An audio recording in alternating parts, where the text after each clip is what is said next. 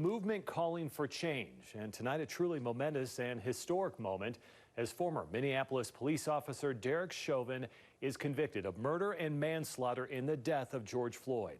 The jury deliberating roughly 10 hours before then coming back with a guilty verdict on all three of the charges. The case has spurred change in policing and pushed many to take a look at racism across America, including right here in Utah. Tonight, activists hit the streets of Salt Lake to celebrate the verdict and call for justice and systemic change.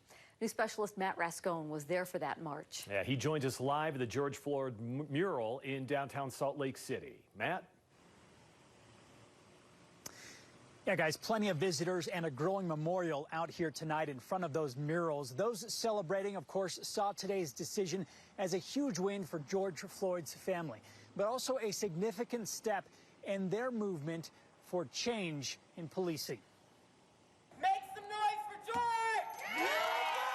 Yeah! Months of protests over the last year. Black Lives Matter! Countless calls for justice. Justice for Elijah Smith! Have led to this. I've literally had anxiety all day. A moment of celebration All three count! for a former officer's conviction and what Ray Duckworth sees as a win. Just the fact that it came out the way it's supposed to.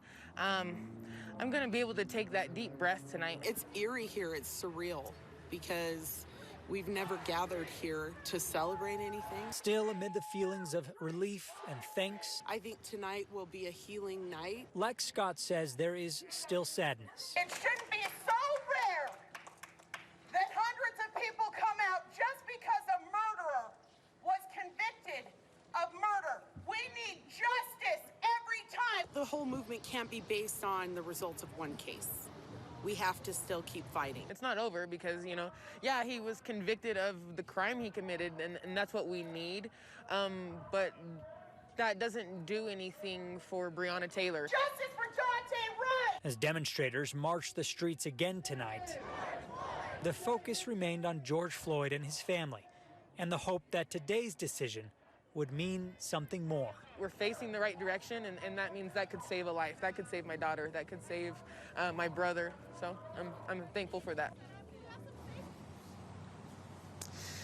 A lot of optimism out here tonight and just a general different feeling in the rally. The sentencing for Chauvin, of course, is still weeks away, but for those I spoke with, they're looking for that life sentence. Guys? Grateful tonight, though, for the peace that took place in downtown Salt Lake. Matt, thank you.